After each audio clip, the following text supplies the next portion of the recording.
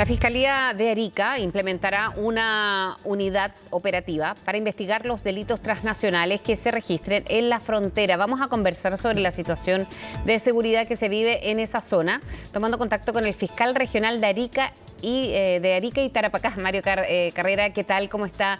Muy buenos días, fiscal, por hablar con nosotros con CNN esta mañana. Hola, muy buenos días. Bien, primero, esta implementación de la unidad operativa en la frontera, de todas maneras, es un avance, ¿no? Sobre todo por la ubicación estratégica en la que está la región. Sí, este es un proyecto en el cual nosotros estábamos trabajando y pensábamos anunciarlo en la próxima cuenta pública en el mes de enero. Hay cuestiones que trabajar con la Fiscalía Nacional, pero ¿qué es lo que motivó a adelantar esto? Precisamente datos que se nos entregaron en la última reunión de coordinación con Ejército, con Armada, con Carabineros, con la delegación presidencial. ¿Y qué es lo preocupante? Que hace algunos días atrás, el día jueves de la semana pasada en particular, ingresaron 24 niños de manera irregular. Y eso, evidentemente, o la preocupación por lo que está pasando con los niños en fronteras es lo que motivó a que adelantáramos esto e iniciáramos desde ya.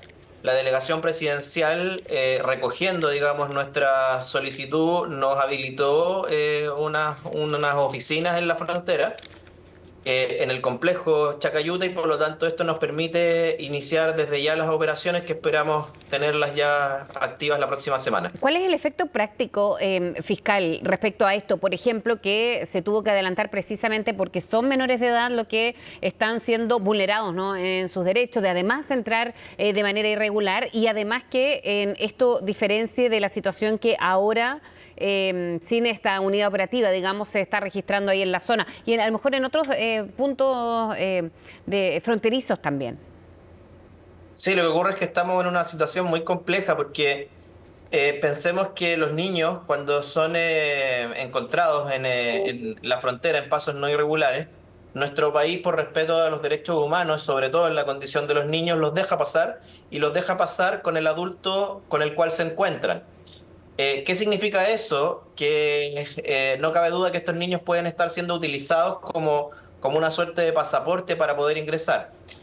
Y por otra parte, normativa interna de nuestro país impide hacerle mayores preguntas a estos niños, porque cualquier interrogación o cualquier tipo de entrevista con él tiene que realizarse en el marco de la entrevista investigativa videograbada, en conformidad a la ley 21.057. O sea, la tiene que hacer un psicólogo y la tiene que hacer en el marco, digamos, de esta normativa. Entonces, ese funcionario público, por ejemplo, del Ejército, de Carabineros, de la Policía de Investigaciones, no puede entrevistar ni interrogar a ese niño. Por lo tanto, estamos en el peor de los escenarios, porque estamos asumiendo que quien lo acompaña es realmente su padre, estamos asumiendo cosas que no necesariamente tienen que ser así. El tener una unidad operativa nuestra en la frontera garantiza que vamos a poder activar inmediatamente, a través de un psicólogo que vamos a tener en el lugar, esta entrevista investigativa videograbada, y sí los vamos a poder, en el marco de aquella, digamos, inquirir mayores antecedentes y poder, digamos, saber o resguardar la seguridad de esos niños. Y eso tiene que ver más con los menores de edad, en este caso. ¿Qué efectos, que era lo que yo le preguntaba, prácticos va a tener, por ejemplo, con adultos, ya sea que ingresen o menores de edad o ingresen de manera irregular? Y es más, que estén, por ejemplo, con alguna investigación pendiente o que tengan lazos con el Tren de Aragua u otras bandas internacionales de alta peligrosidad. Sí, evidentemente, si bien es cierto, lo que motivó esta apertura anticipada tiene que ver con los niños, pero claramente nuestra presencia puede servir, y va a servir de hecho, para otro tipo de delitos como los que usted señala. O sea, la idea es que nuestros funcionarios que están haciendo el trabajo de campo, me refiero a Policía de Investigaciones, Carabineros y el Ejército, tengan una relación más directa con la Fiscalía. Dicho en otras palabras, que la Fiscalía esté donde están ocurriendo las cosas, y en este caso en la frontera.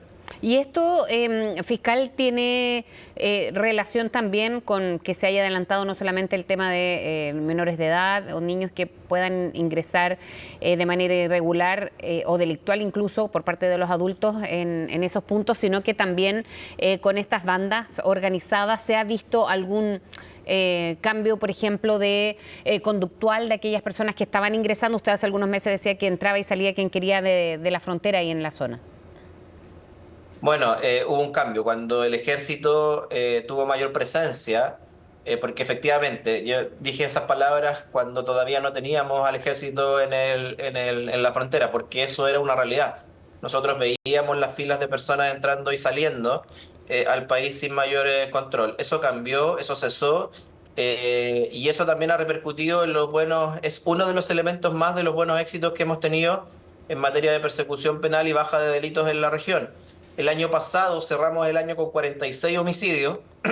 Este año, a esta fecha, y restando poco para que termine el año, llevamos 19.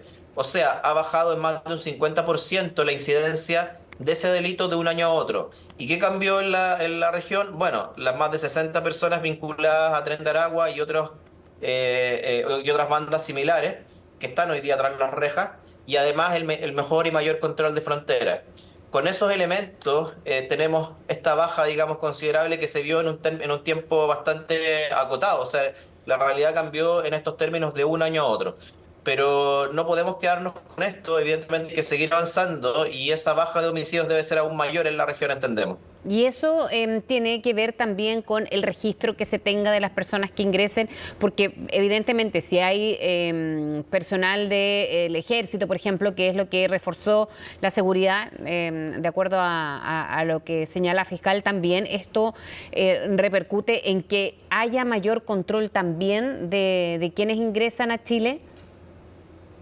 Sí, bueno, la Policía de Investigaciones el año pasado con fondos del gobierno regional adquirió una tecnología que permite registrar a cada una de las personas que ingresa, no solamente con sus huellas, sino que ahora hay un registro de voz y un registro facial.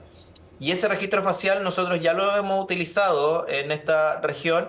Hubo un delito en particular, un robo con violación hace unas 3 semanas atrás o un mes, donde lo único que teníamos respecto de una persona que había cometido el delito era su imagen saliendo de un edificio de departamento, y esa imagen la teníamos capturada desde las cámaras de seguridad de ese edificio. Bueno, al comparar los rasgos faciales por este sistema, arrojó resultado positivo y esa persona efectivamente se trataba de una persona que había ingresado de manera irregular, que sus datos habían sido ingresados a este sistema y por lo tanto tuvimos un match inmediato en menos de 12 horas y pudimos practicar la detención poco tiempo después. Entonces, ese tipo de cuestiones evidentemente son de mucha utilidad para resolver delitos como el ejemplo que le doy. ¿Y capacidad hay? Me imagino que estuvieron hablando con la ministra del Interior en su visita a la zona, los distintos actores, ¿no?, que tienen que reforzar no solo la seguridad, sino la investigación para poder detener de alguna manera el ingreso a nuestro país. Le pregunto porque cuando se han hecho diagnósticos, se han anunciado medidas, hay muchas voces que hablan de que las bandas delictuales muchas veces están funcionando de manera más rápida que la propia institucionalidad. Sí, pero esta región fue un ejemplo, creo yo, en la inyección de recursos para efectos del combate de este tipo de bandas. Recordemos la realidad, el año pasado que teníamos en esta región motivó a que no solamente el gobierno regional, sino que también el Ministerio del Interior, a través de fondos del Banco Interamericano de Desarrollo, pusiera una fuerte inyección de recursos en esta región en particular. Y con eso abrimos primero una unidad contra el crimen organizado, a la que se suma la implementación ahora hace poco de la unidad contra homicidios y crimen organizado. Entonces tenemos un grupo de personas bastante amplio para efectos de investigar crimen organizado. Y los resultados que hemos tenido en esa materia, porque más de 60 personas vinculadas a esta organización que estén tras las rejas, eso no ocurre porque sí, no es producto del azar. Es producto de la fuerte inyección de recursos que en esta región eran escasos y además al trabajo de las policías, que evidentemente son los que realizan el trabajo de campo.